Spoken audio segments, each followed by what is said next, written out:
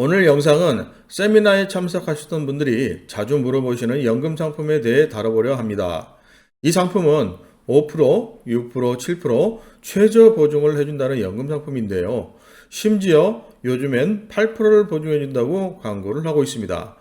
미국 주식시장 S&P 500 최근 20년간 연평균 수익률이 약 9.5%가 됩니다. 우리는 직접 투자를 할 수 없기에 ETF나 펀드를 이용하는데요.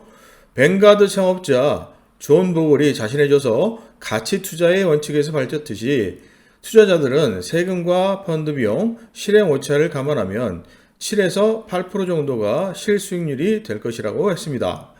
그렇다고 미래에 이 수익률이 보장되느냐? 그건 아니죠. 최근 20년간의 성과가 그렇다는 것입니다. 금융시장은 항상 변동이 심하고 예측을 할 수가 없습니다. 만약 투자 수익률 8%를 최저 보증한다면 리스크가 없이 미국 주식시장 연평균 수익률을 다 주겠다는 건데 이렇게 능력 있는 금융회사가 있을까 하는 합리적인 의심이 바로 생깁니다.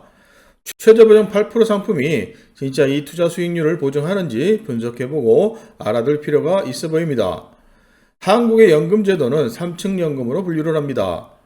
국민연금, 퇴직연금, 개인연금이죠. 국민연금은 기초연금과 함께 공적연금이라고 하는데 이 국민연금은 2층, 3층 연금인 퇴직연금과 개인연금과 공통점도 있지만 차이점도 있죠.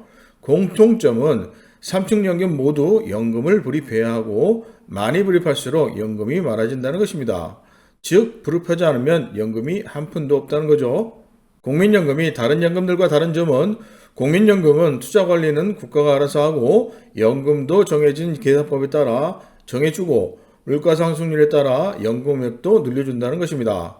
그래서 사람들이 가장 좋아하는 연금이죠.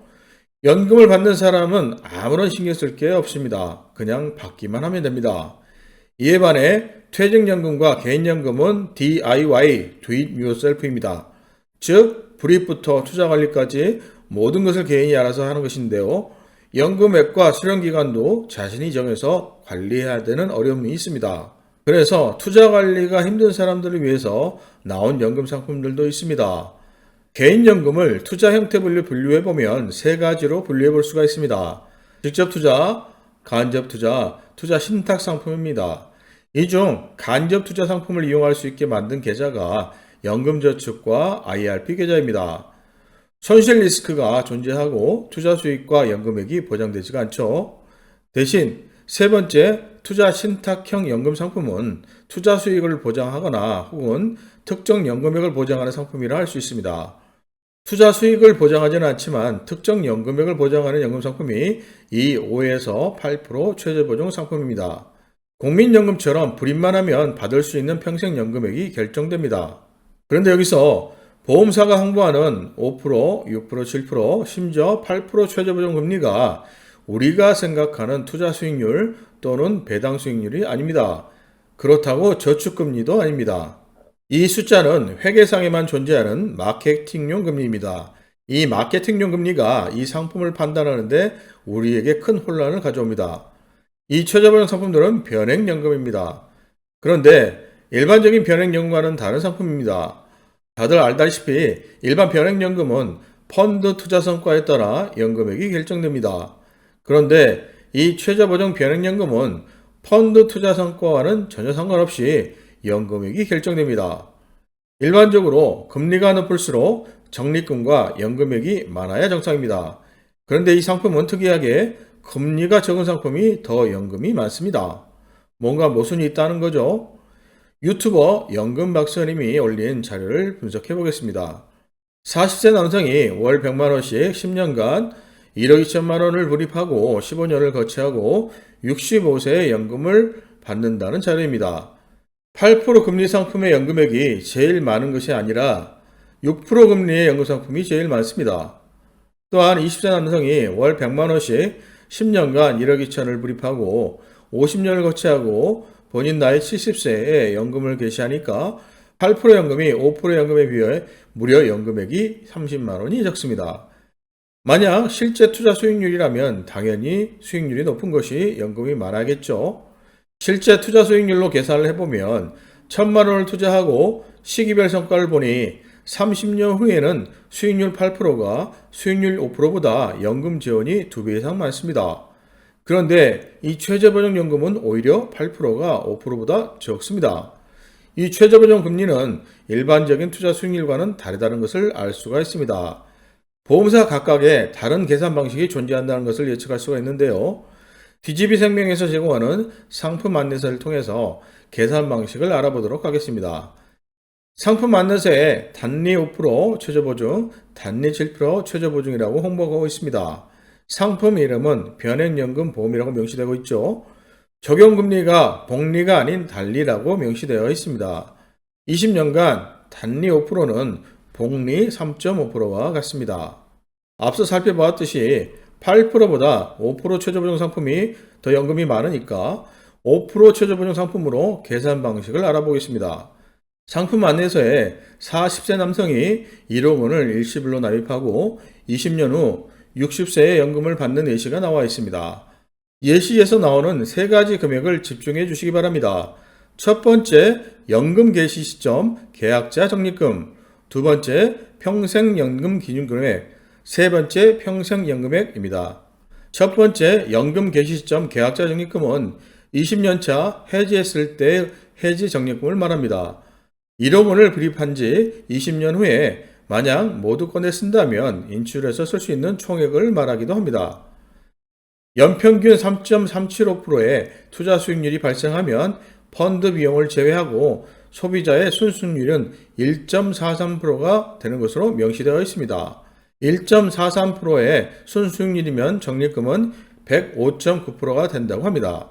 그런데 만약 연평균 수익률이 2.25%가 되면 순수익률은 0.3%가 되고 원금이 약 22.7%가 까인 77.3%만 받게 된다고 합니다. 그래도 마이너스 수익은 아닌 플러스 수익인데 시뮬레이션에서 적립금이 계속 적어지는 것은 상식적이지는 않습니다. 두 번째, 평생연금 기준금액이 있습니다. 투자 성과에 상관없이 모두 2억 원으로 적혀 있습니다. 그럼 이 2억 원은 어떤 돈일까요? 이 2억 원은 실제가 아닌 가상의 돈입니다. 연금액을 계산하기 위한 회계상에만 존재하는 금액입니다. 이 금액은 연단리 최저보증 5%를 불이해서 나온 금액입니다. 1억에 연단리 5%를 20년간 불이하면 2억 원이 나옵니다. 이 평생연금 기준금액은 세 번째 평생연금액을 계산하기 위한 기준값입니다. 세 번째 평생연금액은 투자 수익률에 관계없이 동일하게 800만 원임을 알 수가 있습니다. 이 800만 원은 평생연금 기준금액에 해당 보험사가 정한 평생연금 지급률이라는 것을 곱해서 나옵니다. 60세에 연금을 개시하면 2억 원의 4% 800만 원이 나옵니다. 매년 800만 원을 평생 받도록 보장되어 있다는 것입니다. 그런데 국민연금처럼 물가상승률이 반영되지는 않습니다. 800만 원이 평생 고정됩니다. 그래서 만약 이 연금 상품을 선택하고 싶다면 꼭 유의해야 할 사항이 세 가지가 있습니다. 첫 번째는 최저보증 이율은 투자 수익률도 예적금 금리도 아니기 때문에 최저보증 이율의 크기는 아무런 의미가 없다는 것입니다. 가입하는 순간 투자 성과는 상관없이 연금액이 결정됩니다. 연금 전환하게 되면 일반 연금보험처럼 연금 재원의 소유권은 보험사로 넘어가고 고객은 정해진 연금만 수령할 수가 있습니다. 다시 말해 해지 환급금을 사용할 수가 없다는 말이죠. 연금 재원이 보험사로 넘어갔으니 유동성에 제한이 걸리는 거죠. 예를 들어서 매년 800만 원씩 연금을 받다 갑자기 병원비 2천만 원이 필요하더라도 쓸 수가 없다는 말입니다. 그래서 이 상품은 단지 연금 800만 원만 받아도 괜찮다 하는 분들만 가입을 해야 합니다. 유의해야 되는 두 번째 사항은 연금액이 800만 원으로 고정된다는 것입니다. 과거 한국의 20년간 연평균 물가 상승률을 보면 2.32%입니다. 10년이 되면 구매력은 800만 원에서 600만 원으로 줄어들고 20년이 되면 구매력은 500만 원으로 줄어듭니다. 그래서 800만 원의 구매력을 유지하려면 10년차 연금액이 1000만 원, 20년차 연금액은 1250만 원으로 연금액이 올라가야 합니다. 유의해야 하는 세 번째 사항은 이 연금 상품이 다른 연금 상품에 비교를 해서 상대적으로 비교 위에 있는지 면밀히 살펴봐야 한다는 것입니다. 다른 연금 자산과 비교해서 상대적으로 연금액이 적다면 선택할 필요가 없겠죠. 예를 들어서 연금저축과 비교를 해보겠습니다. 연금저축과 비교를 해보면 각각 장단점이 있습니다. 연금저축이 가진 단점은 연금저축은 투자이고 투자 관리를 누가 해주는 것이 아니라 본인이 직접 해야 하고 더군다나 평생 관리를 해야 한다는 것이 단점입니다. 연금저축은 연금을 인출하는 시점에서는 불입하고 걷지만 하던 때와 달리 여러 가지 리스크가 발생합니다. 손실 리스크는 물론 수익률 순차 리스크, 인플레이션 리스크, 인지능력 저하 리스크 등이 발생합니다. 연금저축은 이 모든 리스크를 본인이 컨트롤해야 합니다. 대신 최저보증연금은 이런 관리에 대한 부담은 없겠죠. 최저보증연금의 단점은 800만 원보다 많은 연금이 보장되는 투자신탁 연금 상품을 선택할 수 있거나 투자 관리가 가능하다면 상대적으로 나쁜 상품이 되는 것입니다. 예를 들어서 연금저축에서 투자 수익률 3.5%를 유지할 수 있다고 가정하고 연금액을 계산해 보겠습니다. 연금 인출 시 30년간 원리금 균등 인출로 해보겠습니다. 원리금 균등 인출이기 때문에 최저보증연금과 마찬가지로 연금액은 고정됩니다. 40세 1억 원을 투자하고 연평균 수익률 3.5%로 성과를 거둔다고 가정하면 20년 뒤 적립금은 약 2억 원이 됩니다. 이 2억 원을 30년 원리금 균등 인출로 한다면 약 1,042만 원의 연금을 받을 수가 있습니다. 최저보증 변액연금과 비교를 해보겠습니다. 20년차 적립금은 최저보증 변액연금이 1억 593만 원, 연금저축은 약 2억 원, 연간 연금 수령액은 최저보증 변액연금이 800만 원, 연금저축은 연금소득세를 제외한다고 가정하면 987만 원입니다. 여기서 중요한 점은 최저보증 변액연금은 연금 전환을 하게 되면 800만 원이 보장되는 대신 적립금 1억 593만 원은 보험사로 귀속되어 유동성이 사라집니다. 대신 연금저축의 연금액은 단지 계산상의 수치라서 연금액이 보장되지는 않습니다. 적립금은 항상 고객의 소유로 언제든지 활용할 수 있는 유동성이 확보되는 차이점은 있습니다. 지금까지 최저보증연금이 어떤 상품인지 분석하고 비교를 해서 알아보았습니다. 이제 어떤 상품인지 다들 제대로 파악이 되셨을 겁니다. 선택 및 판단은 여러분들 각자의 몫이 될 것 같습니다. 연재학교에서는 매월 세미나를 진행하고 있습니다.